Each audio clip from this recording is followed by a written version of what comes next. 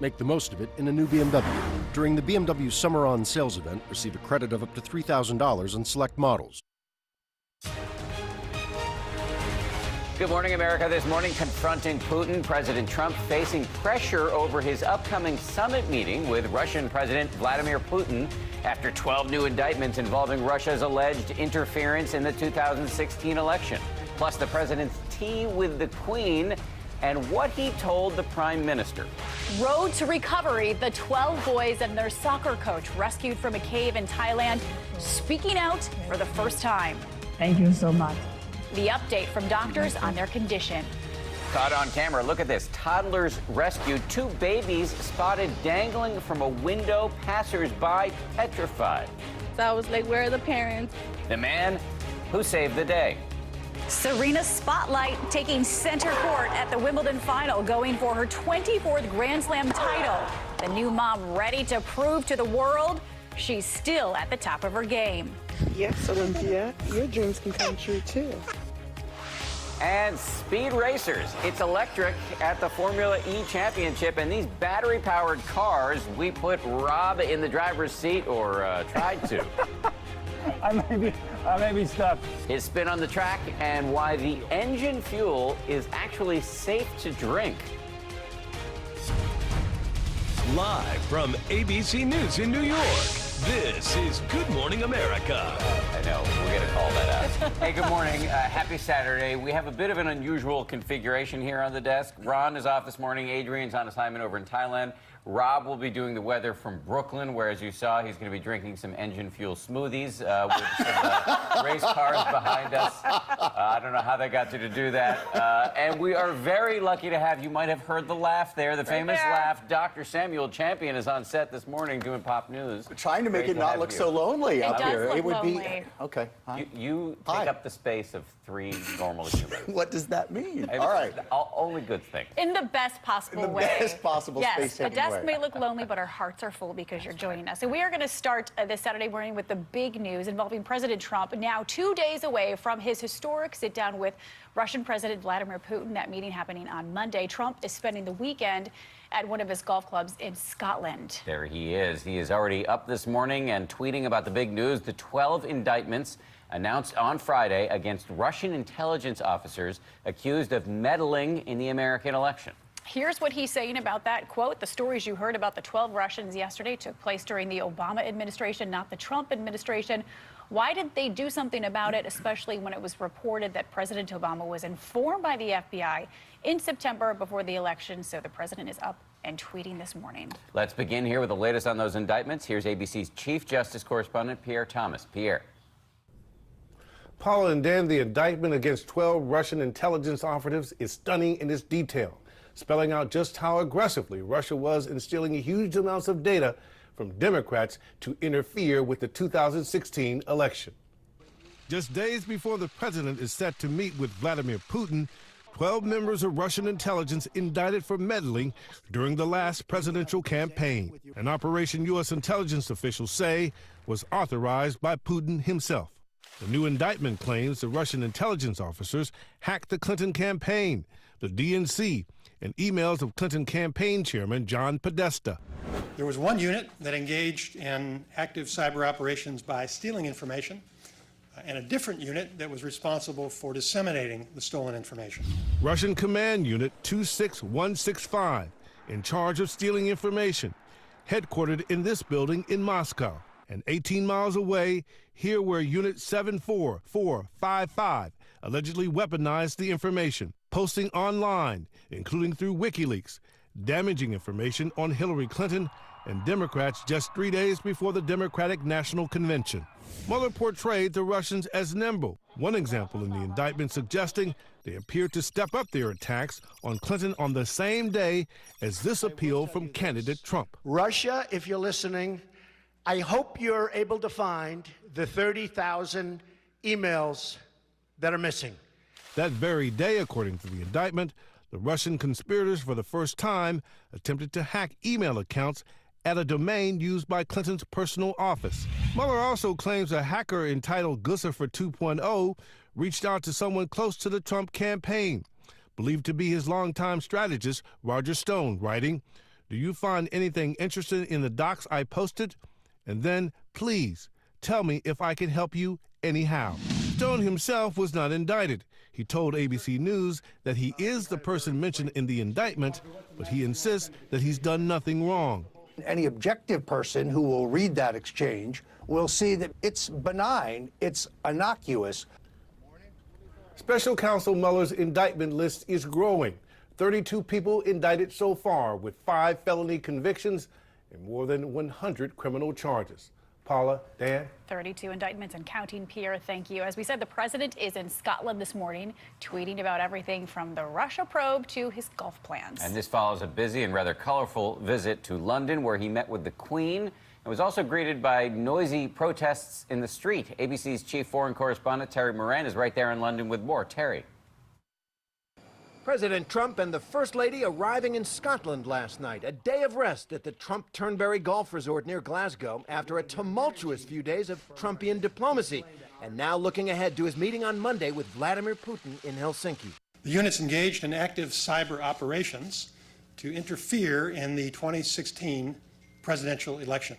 But after the federal indictment of 12 Russians for hacking the 2016 election, there are calls from Democrats for Mr. Trump to cancel his summit with Putin. If he and his team are not willing to make the subject of this indictment of Russian interference a top priority in the Helsinki meeting, then the meeting should be canceled. The president's almost certain to go forward with this summit. He even seems to be looking forward to it, answering a question during his press conference with British Prime Minister Theresa May. I think I'd have a very good relationship with President Putin if we spent time together.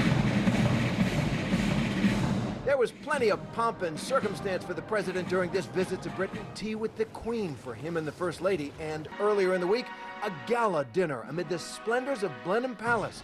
All of it seems, delighting Trump. There were also large protests, though not as large as many organizers hoped. Throughout this trip, President Trump has rattled allies, staking out positions that sharply disrupt the old transatlantic consensus. On NATO, where he questioned the very value of the alliance itself and seemed to threaten to withdraw the U.S. And here in London, on immigration, engaging in a pointed back and forth with Theresa May. I think it's been very bad for Europe. I know it's politically not necessarily correct to say that, but I'll say it, and I'll say it loud. And I think they better watch themselves, because you are changing culture, you are changing a lot of things, you're changing security. And back now with Terry Moran in London. Terry, we saw in your piece some of the tough exchanges between our president and our allies. What kind of tone do you think he's going to take with Vladimir Putin, especially given these new indictments from Robert Mueller? Well, that's the question a lot of Americans want answered, Dan. And there's no question that President Trump resents those indictments. He calls that whole investigation a witch hunt, and it seems to get in the way of what is a primary foreign policy objective of this president, and that is an opening to the Kremlin, to Vladimir Putin. Based on how he talks about Putin repeatedly, he wants to be open. He's looking for opportunities to do some kinds of deal with President Putin. And a lot of people are concerned that he is shifting American policy more towards Moscow and away from these more traditional allies. And finally, Dan, people are worried about that one-on-one meeting. Just Vladimir Putin, Donald Trump, and a translator or two. Terry Moran reporting in from London. He's on his way to Helsinki, where he'll be covering that historic summit on Monday. Terry, thank you.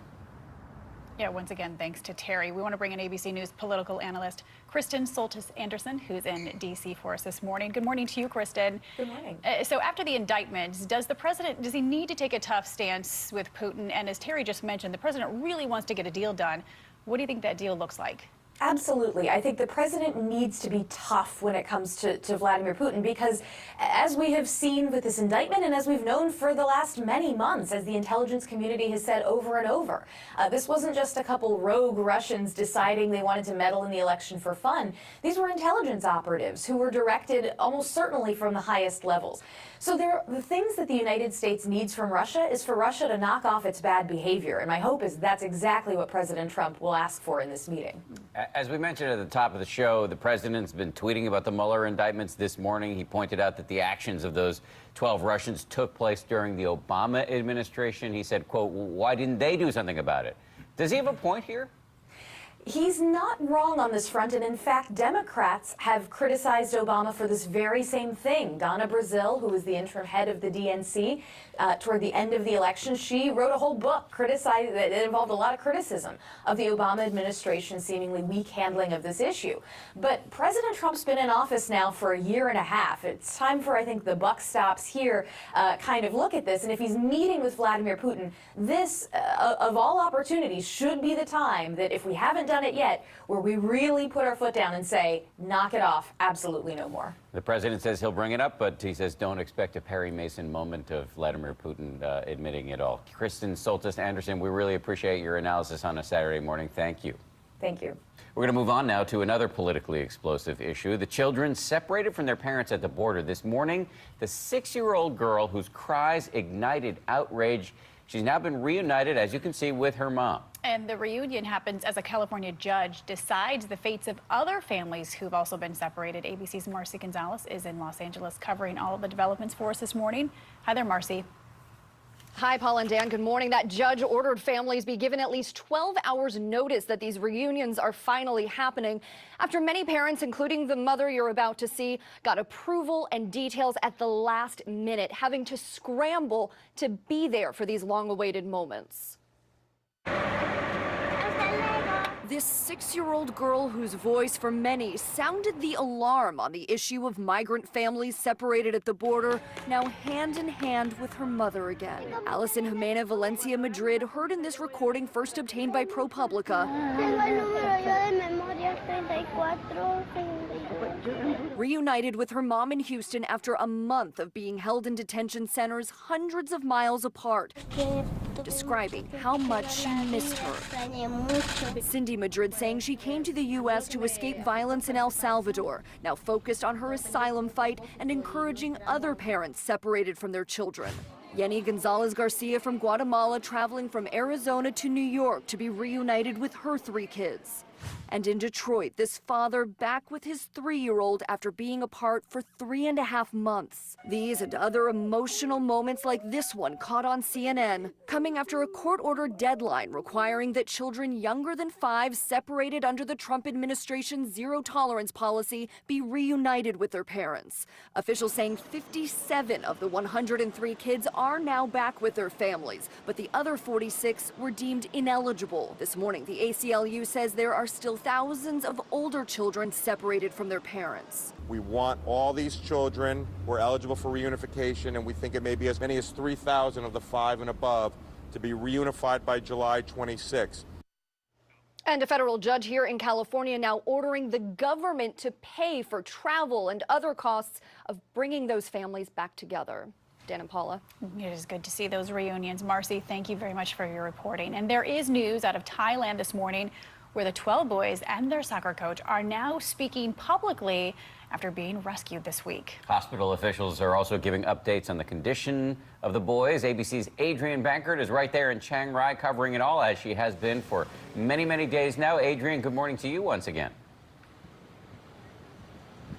Good morning to you, Dan and Paula. Good to hear your voices. Yes, this video is so uplifting. You can see the boys flexing the muscles, talking about how strong they are and their ravenous appetites.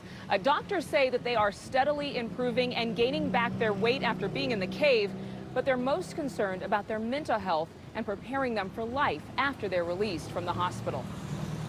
This morning, new images of the 12 boys and their coach in the hospital as we hear from them for the first time since being rescued. I'm Adun. Now I'm very fine. I'm very thank you so help me. Thank you so much. 14-year-old Adul, the only one who speaks in English, grateful to those who saved them. The team is seen still wearing masks, but in good spirits, drawing, writing letters. One holds up the victory sign. Their coach gives a wave. Doctors say the group could be released this Thursday. I asked Thailand's public health minister what happens next. What kind of treatment are you going to focus on in the 30 days while they're at home recovering? I think that everything is going to be fine. No need to have antibiotics or something like that. What kinds of things psychologically would you be fearful for or concerned about? The question that hit their inner mind, that why I do something wrong or something like that. Doctors say they specifically don't want the coach to feel any guilt or shame. Back at the cave site this morning, 4,000 volunteers returned for a massive cleanup on the mountain. And it's been a collective celebration here in Thailand. You can see people's spirits lifted on their faces, many more people smiling. But we're hearing from at least one of the relatives of one of the boys who says they only planned on going to visit the cave for an hour. But when the water quickly rose from rainfall, they had to dig holes to try to crawl to safety inside that cave. I'm sure we'll hear more of those stories. But back to the video. Inside, of course, they were talking in the hospital to the cameras about what they wanted to eat next. One says they crave steak, another some of their favorite Thai dishes. And one of them wants the Colonel's favorite, KFC. Dan and Paula. Priorities. Adrian, thank you very much for your excellent reporting. We miss you back here in New York. Come on back anytime you want. Not that I'm your boss. Thank you, Adrian. Thank you. As we said, Ron is off this morning. I didn't approve Ron being off, but again, I'm not the boss. Still not the boss. There are, however, other stories making headlines this morning. I guess we're going to have to do our best to fill his shoes. We are going to try. And we begin in Florida, where several beaches in the Jacksonville area have been closed after 2 people were injured in what are believed to be 2 shark attacks that happened just moments apart. The Fernandina Beach Fire Department said that the first attack happened around 3:35 Friday afternoon, and then the second just 3 minutes later, about a mile further south. The 2 victims have non-life-threatening injuries.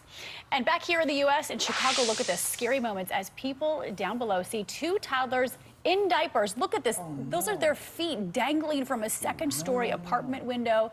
A quick-thinking driver reaches for his ladder, helping the 2-year-old twins safely back inside. Police say an adult was home at the time, but didn't see what was happening. The Department of Children and Family Services has also been notified. Yeah, I think there are a lot of questions in this case. Yeah. Finally, speaking of toddlers, 3-year-old Drake Grillo took to the field at a minor league baseball game in upstate New York to sing his version of the national anthem. Check it out.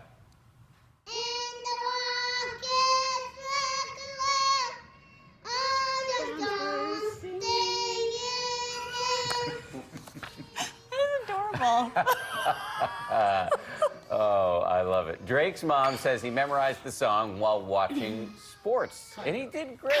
Kind of memorized. He memorized parts of the song. He memorized the melody. That's exactly right. He's in the Rockets' red glare. My 3-year-old came home yesterday singing "Take Me Out to the Ball Game." Really? And he knew like every 8th word.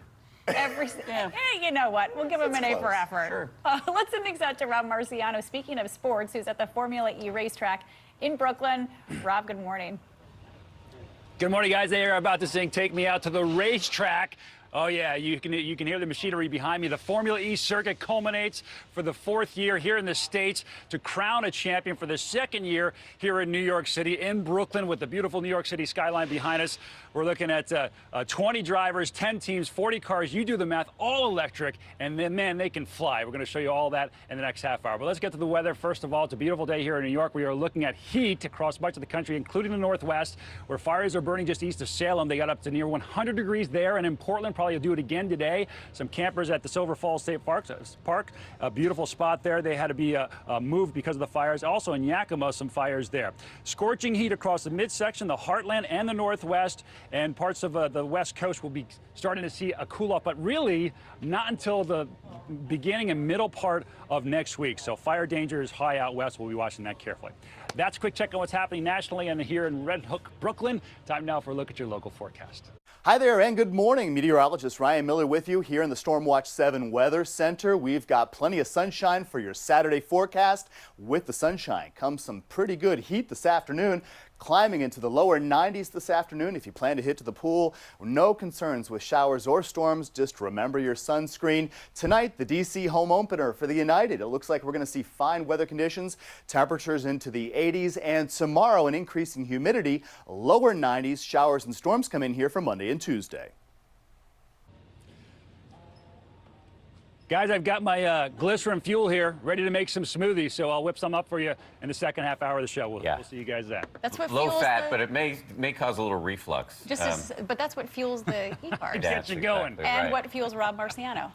Thank you, Marciano. We appreciate it. Now to the big sports story this morning. Serena Williams playing in the Wimbledon final this morning, less than a year